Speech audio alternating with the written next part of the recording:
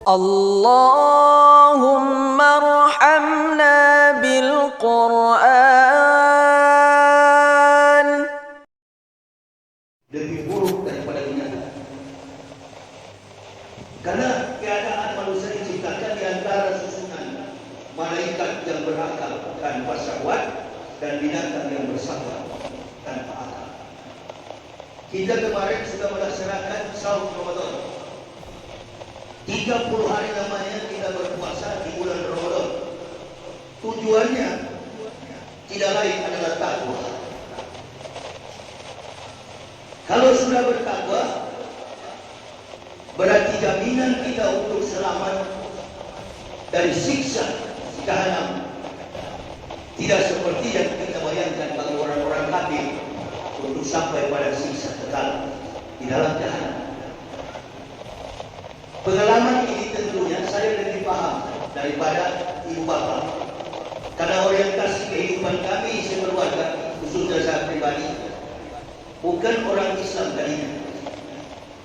Dalam satu lingkungan keluarga budaya yang sangat ekstrim, fanatis, mempertahankan keyakinan agama Kristen di Manado. Konon penduduknya 99,9% beragama Islam, ada beragama Kristen. Adapun orang Islam di Manado itu hanya pendatang. Pendatang dari mana? Dari Jawa, Kalimantan, Sumatera, dan lain sebagainya, provinsi-provinsi lain di Indonesia. Penduduk asli orang Manado sulit untuk beragama Islam, karena sudah dari turun-temurun dari nenek moyang, sama dengan Sumatera Barat, penganut Islam fanatis, Pak Nado Aceh Darussalam, begitu juga Manado, penganut Kristen fanatis. Nah, hanya Allah Subhanahu wa Ta'ala yang bisa membolak-balikkan hati manusia. Tadi malam saya jelaskan di Masjid Ambacang. Saya katakan bahwa orang yang masuk Islam dari kafir dan orang yang keluar dari Islam, argumen alasan ilmiahnya lebih kuat orang yang dari kafir. Karena kalau orang dari Islam itu dia sudah tahu kebenaran, tapi dia tidak tahan dengan ujian ibadah. Saya kasih contoh saja begini. Ada satu orang yang murtad dari Islam dan setiap saat dia menjelek-jelekan Islam, namanya Saifuddin Ibrahim.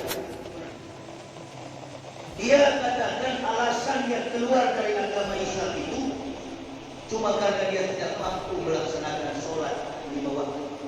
Cuma itu alasan. Kalau dia tinggalkan Islam, dia peluk agama Kristen. Saya pribadi tahu persis.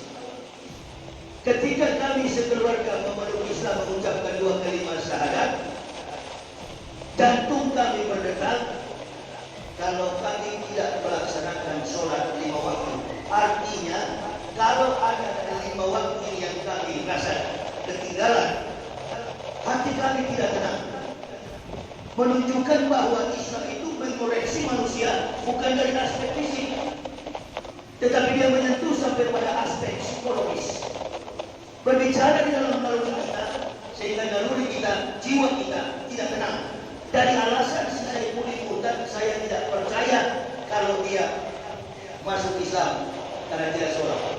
Karena saya dari kafir masuk Islam, kalau tidak sholat, hati tidak tenang. Terus terang saja, kalau orang dari Islam murtad itu alasannya cuma satu.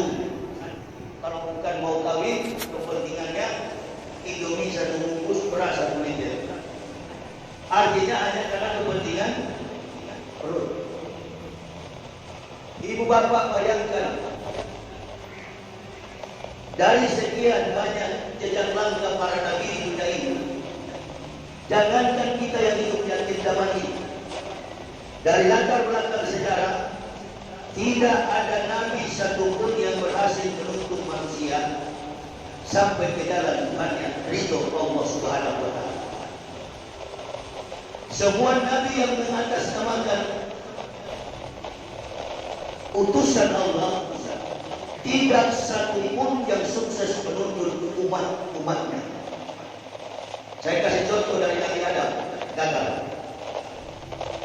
Nabi Adam tidak sukses. Allah tempatkan di taman Firdaus Adam. Semua yang ada di taman ini engkau nikmati.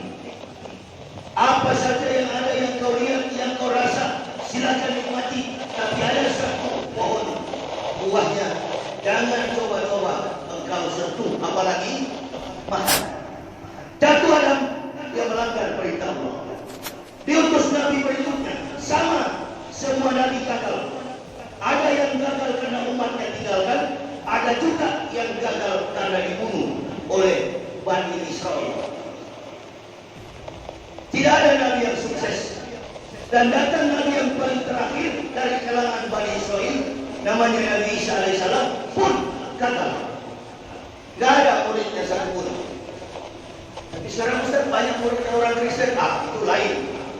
Itu bukan mengikut Nabi Isa, mengikut Yesus Kristus. Lakum dinukum walirin. Itu kafir, bukan pengikut Isa. Isa tak punya murid sampai dia waktu dia diangkat oleh Allah. Nabi Isa tak punya murid. Muridnya cuma 12 orang, 8 yang disalib di Yerusalem, kaki di bawah, kepala dibawakan di atas, 4-nya lari keluar bersama seekor anjing, dijulurkan Allah 309 tahun. Keluar mereka mengucapkan 2 kalimat syahadat, masuk Islam. Suratul Ashabul Kahf. Nah, setelah manusia gagal, Nabi pun gagal, tidak ada lagi Nabi yang menuntut umat manusia. Last prophets, diutuslah Nabi yang terakhir dari kalangan keturunan Ibrahim, dari keturunan Ismail. Satu-satunya Nabi yang sudah disurati, yang sudah dinubuahkan, dirisalahkan ratusan ribu tahun, namanya Muhammad Sallallahu Alaihi Wasallam. Ini yang berhasil, ini yang sukses. Kegagalan para nabi ini, kemudian tongkat estafet keimanan mereka, ketauhidan mereka dilanjutkan oleh Nabi kita Muhammad Sallallahu Alaihi Wasallam. Maka semua bangsa di dunia ini berhak beragama Islam. Andaikan Nabi Muhammad tidak diutus, ibu bapak, saudara-saudara dan saya tidak ada peluang untuk menjadi orang beriman, alias alamat kita semua di neraka. Karena semua Nabi yang diutus itu kepada kaum mereka masing-masing. Makanya di kitab Kristen itu Nabi Isa mengatakan, saya diutus hanya kepada domba-domba yang sesat dari Bani Israel. Tidak ada Nabi Isa diutus kepada orang Belanda, kepada orang Jerman, kepada orang Indonesia, kepada kaum yang ada di Asia. Tidak ada. Nabi Isa diutus kepada Bani Israel, domba yang sesat. Nabi kita Muhammad SAW diutus kepada seluruh umat manusia. Wa ma arsalnaka ila rahmatan lil alamin. Itu yang mendorong kami untuk mencari tahu apakah Nabi Muhammad ini punya hubungan dengan Nabi Isa? Apakah Nabi Muhammad mempunyai hubungan keyakinan dengan Ibrahim? Apakah Nabi Muhammad mempunyai hubungan dengan Nabi Daud, Sulaiman, Musa? Allahu Akbar. Keterangan Al-Quran begitu jelas. Qul amanu billahi wa ma ursila ila Ibrahim wa Ismaila wa Ishaq wa Yaqub wal asbati wa ma utiya Musa wa Isa wa ma utiya nabiyyun min rabbihim la nufarriqu baina ahadin minhum wa nahnu lahu muslimun. Jadi orang Islam itu beriman kepada Allah, beriman kepada Ibrahim. Apa yang Allah turunkan kepada Ibrahim, sama ibu bapak. Ketika kita melakukan sholat itu adalah Ibrahim. 1 bulan lagi ke depan ada 4 bulan yang diharamkan Allah. Yang pertama Muharram, yang kedua bulan Rajab, yang ketiga Zulqa'dah, yang keempat bulan Zulhijjah. Imayatan lil hajj wa sadaqah wa'da alladhi kahada bilai haqqa jihadihi wa ba'da jumlah. Bulan jihad naik haji. Walaupun di Indonesia tidak bisa berangkat karena uangnya sudah dipakai membangun infrastruktur. Sudahlah itu anggota DPR segala macam itu, syarat itu pura-pura bilang masih ada. Tidak ada uang itu. Bohong, mereka sudah pakai. Sudah di bukan kursi di Tibet.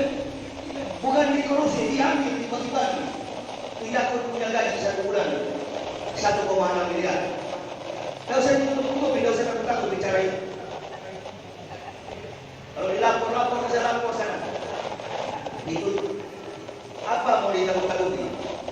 Haji itu adalah jihad. Jadi dari 4 bulan inilah kemudian menunjukkan bahwa agama Islam itu agama yang kontekstual, agama yang sistematis, agama yang teologis dan fikih. Bulan Muharram 365 hari, 12 bulan, 1 tahun. Umat Nabi dibimbing dengan bulan-bulan yang sudah diharapkan oleh Allah. Haji ini dari dari Ramadan, kemudian Syawal,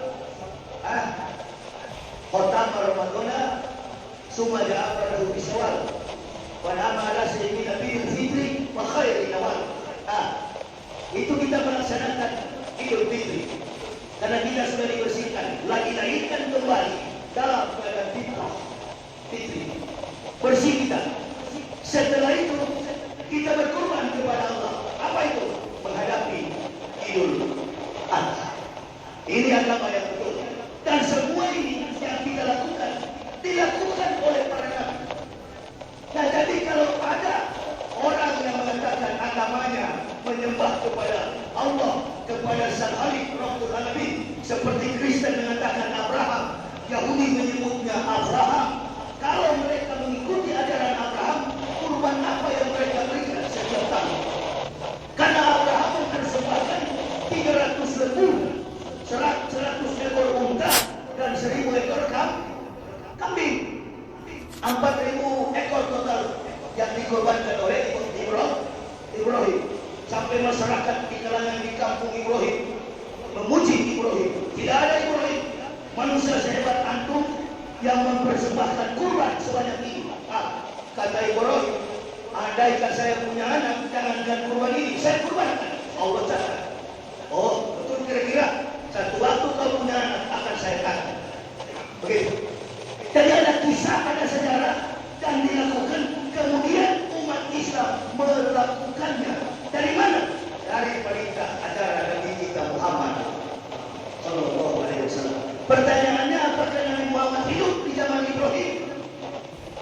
Sedangkan dengan Nabi Isa saja, kakeknya,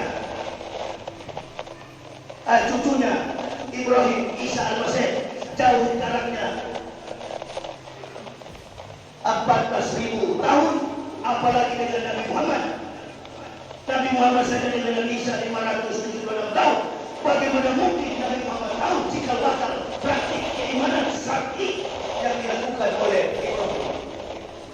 Ini ibu bapak, supaya kita bangga bahwa agama Islam ini mempunyai relasi yang kuat dengan agama lain. Bukan hanya sekedar teori Quran. Qul amanu billah wa ma unsila ila Ibrahim. Kalau menyebut Ibrahim, apa agama Ibrahim? Apa keyakinan Ibrahim? Dan bagaimana pengamalan ibadah Ibrahim? Itu mesti kita cari tahu. Makanya kalau Idul Adha itu tidak bersentuhan dengan Nabi Muhammad, dia bersentuhan dengan Nabi Ibrahim. Ismail dengan istrinya Hajar. Bukan Sarah. Karena Sarah sudah meninggal pada waktu terjadi kurban itu.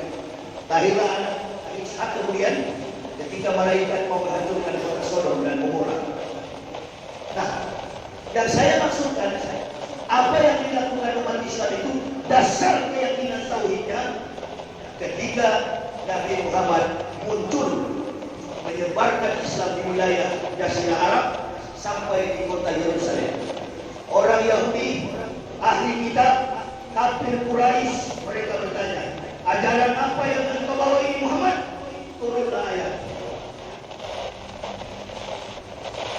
Katakanlah Muhammad, Inna lihadani Rabbi ila siratin mustaqim bilan qiyamah milata Ibrahim Hanifah wa ma kana minal musyrikin.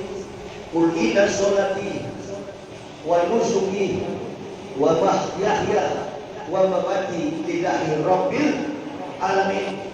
Itu yang kita sebut setelah takbir, mengucapkan niat dalam pelaksanaan sholat fardu, lalu mengucapkan doa. Apa kita masih pakai doa Nabi Ibrahim sampai sekarang? Masih pakai. Jadi agama Islam ini bukan Nabi Muhammad yang bawa. Nabi Muhammad oleh para nabi. Oh, ada munafik-munafik PKI di Jakarta protes sama saya. Pak, tangkap Yahya Baloni itu. Masa dia bilang Islam bukan Nabi Muhammad yang bawa? Ya memang bukan. Dasar PKI munafik, pura-pura mengaku Islam padahal PKI. Ini bangsa-bangsa ini yang bikin rusak Islam. Suka mencaci maki ulama. Ini Eko Burtani, Ade Armando. Itu Bapak Ibu mau tahu, ternyata orang-orang itu dulu aktivis Islam. Saya baru tahu dari berita itu. Itu Eko Burtani itu dulu himpunan mahasiswa Islam. Dan Ade Armando dan istrinya ini dulu anggota PKS, Partai Keadilan Sejahtera. Iya, tidak tahu orang Manado katanya. Oh, orang Padang. Bukan Manado, Pak. Saya kira orang Manado. Kalau orang Manado, Rocky Yahya Baloni ya Manado. Ya. Kita orang Manado bela Islam. Satu mantan kafir, satu masih kafir. Mestinya yang sudah Muslim ini malu kan begitu. Ya kan? Tadi ada debat di Titiban anggota DPR dari pihak Kemenak melawan Rocky Gerung sendiri. Sudah kembali ini malah orang kafir yang bela kita. Hidayat Nur Wahid, anggota DPR dan segala macam itu sepertinya ibu bapak begini ya. Kalau kebenaran itu datang, ada yang bawa kebenaran, nggak usah lihat mereknya. Ini orang ini dari merek apa? Apakah dia ini setan? Apakah iblis? Apakah kebenaran itu dari apa itu? Dari atau dalam bentuk apapun? Kalau yang dibawa itu kebenaran, ikuti. Sebaliknya, dia terbungkus pakai baju putih-putih, sorban di kepala melintang seperti ban Vespa. Kalau yang disampaikan itu kesalahan, jangan diikuti. Dan ini yang terjadi sekarang, baik dalam skala global maupun dalam konteks Indonesia, menyerang Islam dari dalam. Orang-orang munafik berlurus dalam Islam yang di belakang layar sebagai agen propaganda adalah Yahudi dan Muslim. Sebagaimana yang dibacakan tadi dari anak kecil yang membaca Al-Quran tadi, walan tardo antar Yahudu walan nasroh hatta tattabi'ana. Ini kita semakin hari semakin tidak menentu.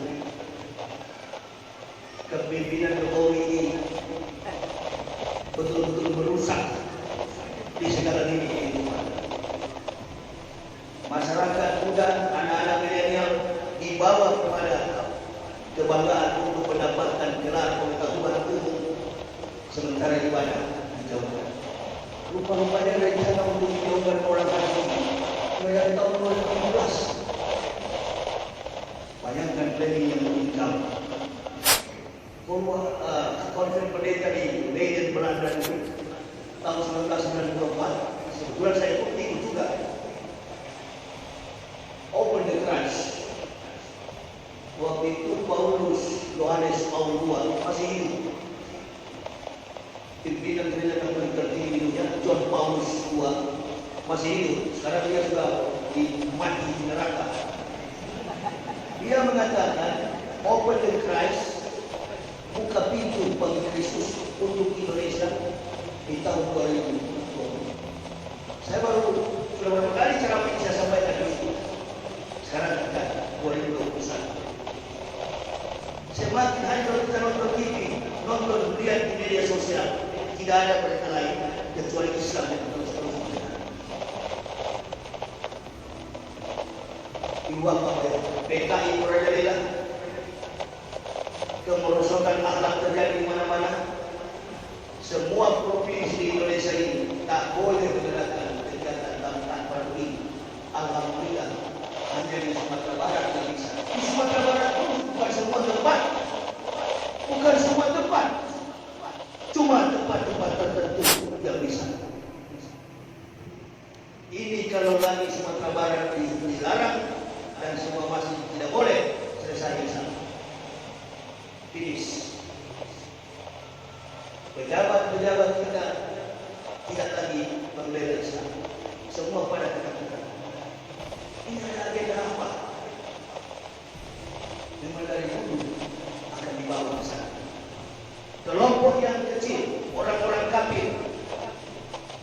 Kristen, Nasrani. Mereka tidak pernah senang dengan orang Islam. Musuh bebuyutan. Kenapa? Karena keyakinan mereka selalu dikritisi oleh Tuhan. Mereka tidak suka. Mereka menganggap mereka lebih benar dari Islam dengan argumen Nabi Isa lebih dulu lahir, Nabi Isa lebih dulu datang, dan mereka selalu mengatakan pengikut Nabi Isa. Padahal ajaran mereka dengan Nabi Isa jauh lagi daripada itu. Ajaran Kristen itu bukan ajaran Nabi Isa. Ajaran Nabi Isa itu sudah berakhir tahun 35 Masehi. Nabi Isa diangkat oleh Allah, dan orang yang berinisiasi, yang menjadi inisiator utama pendiri agama Kristen adalah Paulus of Tarsus. Yang mereka rasulkan, konon Paulus ini adalah pembunuh umat Nabi Isa. Sekarang kiprah mereka ini bersahabat dengan Yahudi, tapi agama Yahudi bukan agama Kristen. Agama Yahudi, Judaisme, tidak cocok, tidak senang dengan agama Kristen.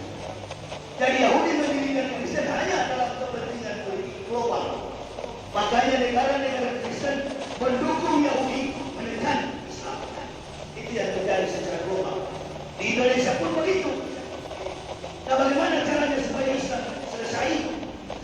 Orang kafir di Indonesia minoritas membayar orang-orang Islam yang dikategorikan 4 kriteria. Yang pertama, orang Islam yang malas pasti. Yang kedua, orang Islam yang tidak sholat. Yang ketiga, orang Islam yang tidak suka bersahabat dengan sesama Muslim. Dan kriteria yang keempat yang dicari oleh orang kafir untuk menghancurkan Islam, orang Islam yang betul-betul paham ilmu politik dan paham ilmu Islam. Makanya saya tidak heran kalau Pak Maruf, Ali Mokhtar Timurin. Saya tidak kaget. Karena itulah kriteria yang dipilih. Jago bicara, jago berpendapat secara hukum-hukum Islam, pandai mengutip-utip ayat-ayat Quran, pandai mengutip-utip hadis. Coba lihat, ketika ada tokoh yang mengkritisi pemerintah, mereka suka memakai ayat Quran. Bahkan mereka mengaku sebagai mubalik. Mereka mengaku sebagai kiai. Umat Islam jangan pernah mengakui mereka ini lebih bahaya daripada orang kafir. Kita bertetangga di kompleks begini kan kita tahu kafir. Dari namanya kita tahu. Patinus, Stefanus, Stetanus, Robertus, Debritus. Tahu sudah kita. Dari nama kita sudah tahu. Kita sudah bisa bahasa muda-muda. Kita sudah bisa jaga jarak. Tapi yang bahaya itu yang ada di masjid ini. Di mana ya ada waktu bicara? Datang dia, bawa radio, rekam. Sudahlah kalau rekam yang polos-polos langsung begini kan di YouTuber. Paling dia cuma jadi subscriber itu. Ada masalah saya lapor dia aman, saya yang penjara. Kan begitu. Nah, kemarin saya di apa itu? Masjid di pasar Jawa Dalam. Panitianya bilang bukan Masjid Amrar. Panitianya bilang begini, Ustaz, waktu mau bikin acara ini datang orang polsek. Lalu enggak cuma mengingatkan protokol kesehatan. Bapak senang mereka datang. Iya, tak apa-apa, bagus. Bagus. Karena kafir, Yahudi, rezim laknatullahi, dan orang-orang munafik suka memperalat aparat. Kita jangan mau diadu domba dengan aparat. Kalau polisi datang, kalau saya lempar ini inilah proses sistem baru. Kalau datang orang polsek, jangan antum ekstrim. Jangan mau kita diadu domba dengan aparat. Saudara kita, tetangga kita, adik kita, abang kita, om kita, pipi kita, siapa tahu mereka itu adalah aparat. Saudara, jangan mau kita diadu domba. Itu taktik daripada komunis, suka memperalat apa?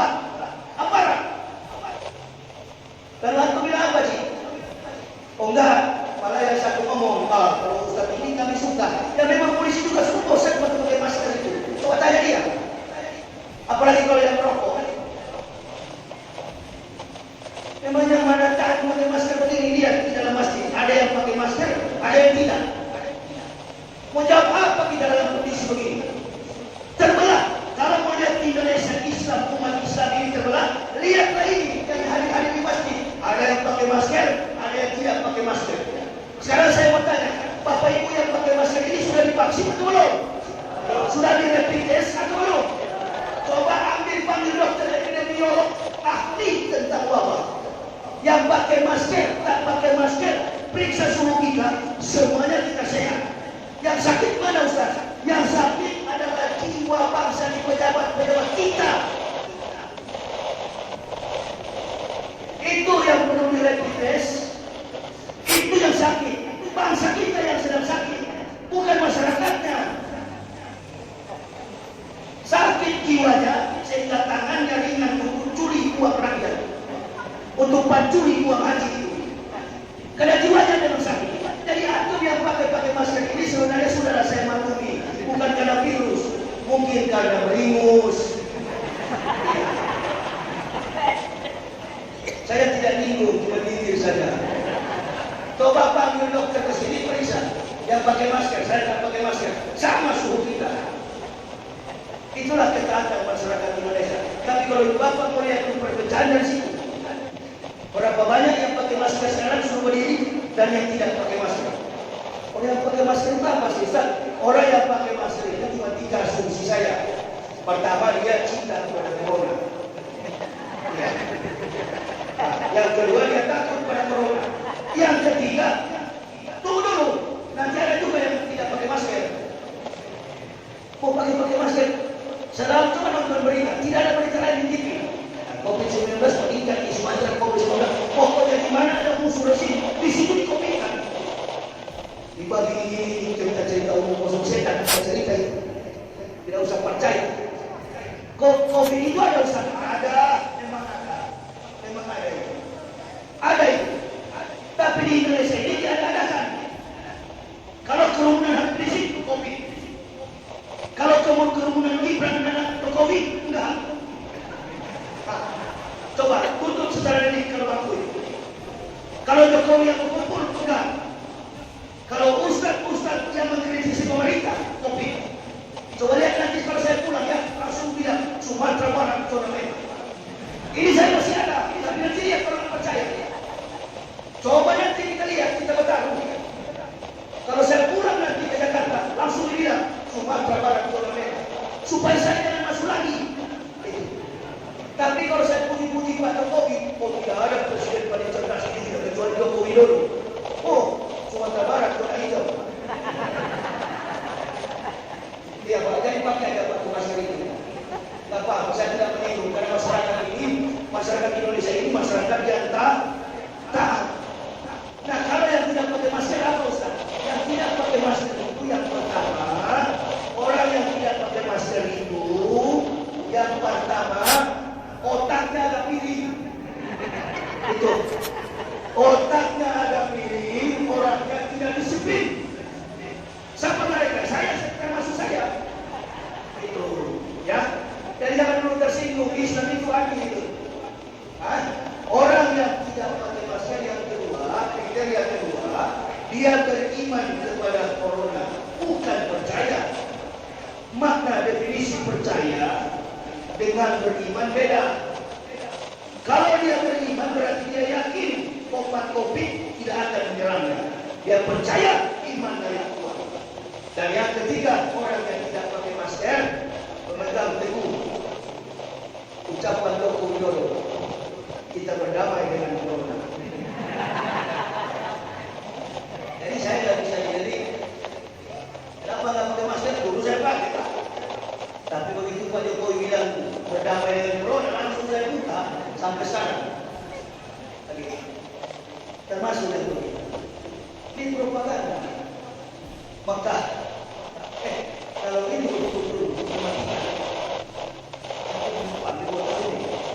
2020 kemarin, sekarang 2021 Juni, hampir 2 tahun. Tidak pernah saya dengar di berita mengatakan di Jawa Timur ketika orang berkumpul roboh di dalam masjid sementara sholat di bawah.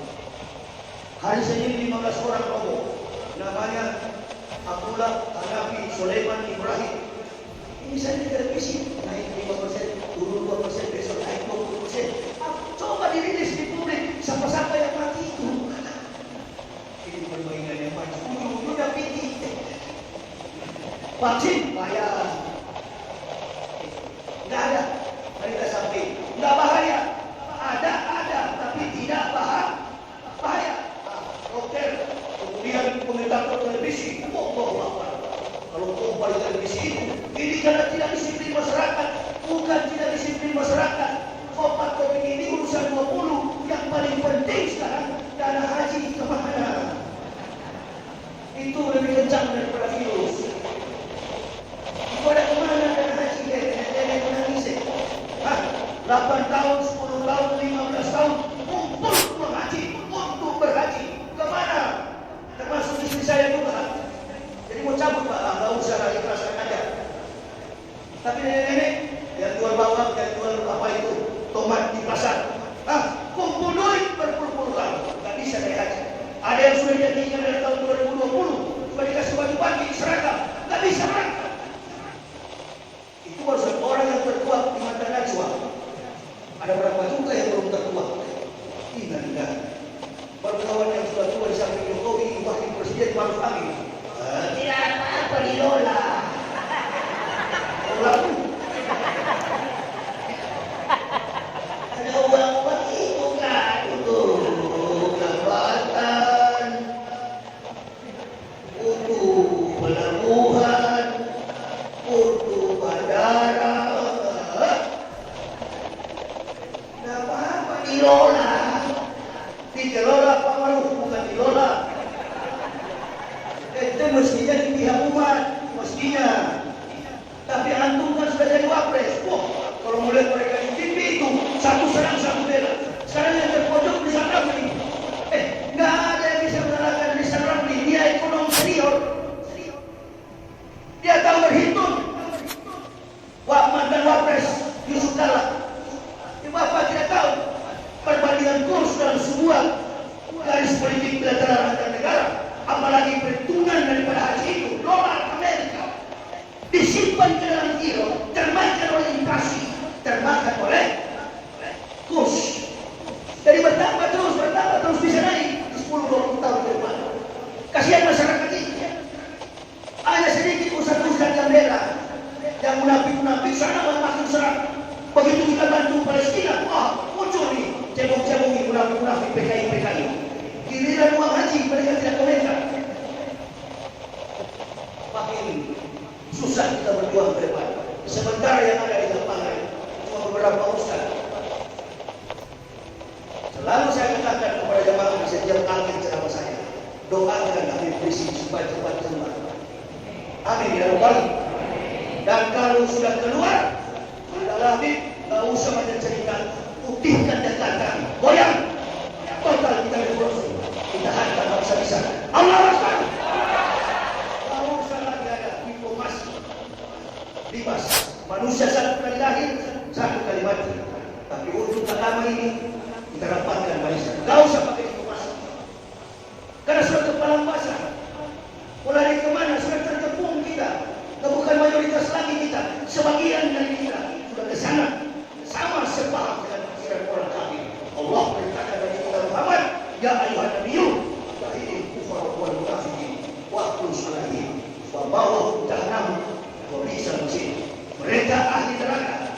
Perangilah mereka wahai Muhammad, wahai Nabi, yakni orang-orang kufar, kafir dan munafik. Aparat yang mereka perang. Ketika sudah terjadi sesuatu, aparat diperhadapkan dengan masyarakat. Makanya saya selalu bilang, jangan mau kita diadu domba dengan aparat. Coba kelompok-kelompok ada Armando itu, Denny Surigar, berapa orang yang dihajar? Pak hantam kita di Jakarta. Jangan pakai lapor polisi dan tentang. Saya tidak banyak pasukan saya ada banyak. Bekas-bekas kantor di Jakarta itu ada 12 orang kan. Saya sudah bilang kawan-kawan yang bekas kantor, satu bulan kerana di Makassar, adik saya turun dan lawan. Saya lihat toh, kita lawan mereka. Berapa ekor mereka kita lawan. Kalau orang sudah jadi begitu, sudah bukan manusia, itu hewan. Dan tadi-tadinya pada mengaku Islam, kok bisa-bisanya mengaku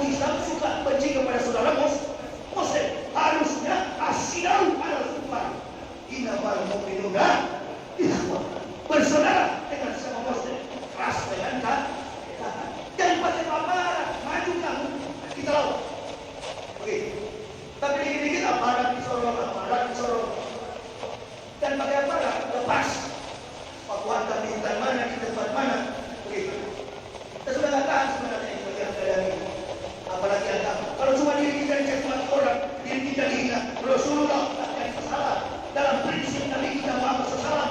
Dirinya bahkan beliau berani lempar batu, beliau tidak balas pribadinya. Tapi ketika Islam digoyang, Islam diganggu, puji dia.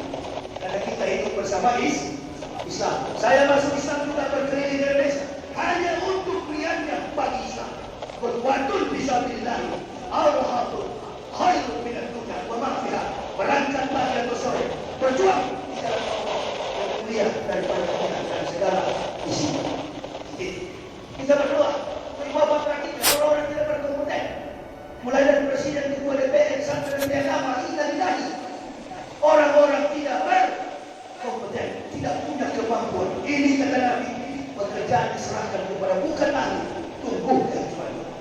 Mudah-mudahan Allah Subhanahu wa taala memberikan kepada kita kesabaran, kemenangan sekaligus dalam waktu dekat ini 2024 yang lalu. Ada pemimpin yang sudah digaung-gaungkan, digadang-gadangkan. Anies Baswedan, Gatot Nurmantio. Ujian di balik ini, Bapak tahu ada juga kesalahan kita umat Islam. Bukan cuma lawan-lawan politik kita, bukan cuma munafik dan kafir lawan kita. Ada juga persoalan dalam internal kita Islam. Apa itu? Ada kutu-kutu di dalam Islam, di dalam ukhuwah Islamiyah. Siapa mereka? Kalau berceramah suka membidah-bidahkan, mengkafir-kafirkan sama-sama akhirnya muslim. Di saat Islam diganggu, dia di belakang rakyat. Di saat kita demo 212, di saat kita perang turun ke bawah, sampai saudara-saudara kita ada yang mati, dia cuma di masjid ceramah. Dan ceramahnya yang lain bermusuh-musuhkan saudara muslim. Banyak. Itu musuh dalam selimut. Tikam dari dalam, musuh dalam selimut, enemy in the blanket, lebih bahaya daripada musuh yang lain. Masih banyak yang begitu. Kalau dia ceramah dan puji pemerintah, nggak boleh demo itu haram. Ini warna-warni. Iya, itu semua ibadah fi amrobi. Iya, dari Ustaz mau cari amplop itu. Pokoknya semua salah, Muhammadiyah salah. Ini aliran baru di Indonesia. Itu. Semua kita muslim yang sudah mendadak salah. Itu kalau saya salah Radio Roja itu di mana-mana. Dan mereka mengatakan demo itu haram. Tidak ada orang Islam bagaimana ini? Ibu bapak, saya ini dari kafir, tahu persis watak Yahudi, tahu persis watak setan. Karena saya begitu setan dulu. Tidak lagi kawan. Tidak ada yang lebih ahli. Tidak ada yang lebih ahli bicara soal kafir munafik kecuali mantan kafir, mantan munafik. Dua program itu, dua ilmu itu yang saya kuasai. Jadi saya tahu begini Yahudi punya cara itu memecah belah Islam. Nah kalau hadir di masjid sini, mulai menjelek-jelekkan Islam A, Islam B, tokoh A, tokoh B, tokoh Muslim A, tokoh Muslim B, kasih tinggal dia sendiri bicara anggap radio rusak. Nah makanya berhenti bapak membesar-besarkan organisasi Islam. Ya, beribadah saja, sholat saja, tapi tidak membawa bendera Islam. Mau kunut tidak kunut silakan. Kunut adalah doa, tidak kunut lebih cepat lebih bagus. Apa yang kita ributkan? Orang kafir paling senang kalau melihat orang Islam berdebat. Dan saya tahu persis orang-orang ini. Mereka tidak ada kepentingan lain. Mereka pengecut. Mereka ada dalam Islam, bukan membangun kesatuan ukhuwah Islamiyah, tapi membangun organisasi mereka. Itu ada tuh apa? Masalah kita lurus. Tapi dapat apa itu? Nah itu tidak ada kepentingan dia. Dia datang ke masjid sholat, habis itu dia pulang. Nggak ada tuh dia bilang kamu salah, ini salah. Tapi kawan yang satu itu dibahas-bahas ini. Allah Akbar. Ustaz Somad mereka lawan, di depan publik mereka lawan. Mereka suka berdebat dengan ulama Islam. Nah orang-orang ini di zaman Umar bin Khattab darah sisa, rata semua itu. Kalau di zaman Umar, mari kita pelihara itu Bapak. Inilah cara sesungguhnya yang tersisa untuk kita lakukan mengokohkan benteng keislaman kita. Apa itu? Kita umat Islam ini bersatu. Jangan terlalu fanatis dengan organisasi. Kepentingan kita datang ke masjid tidak ada kepentingan lain.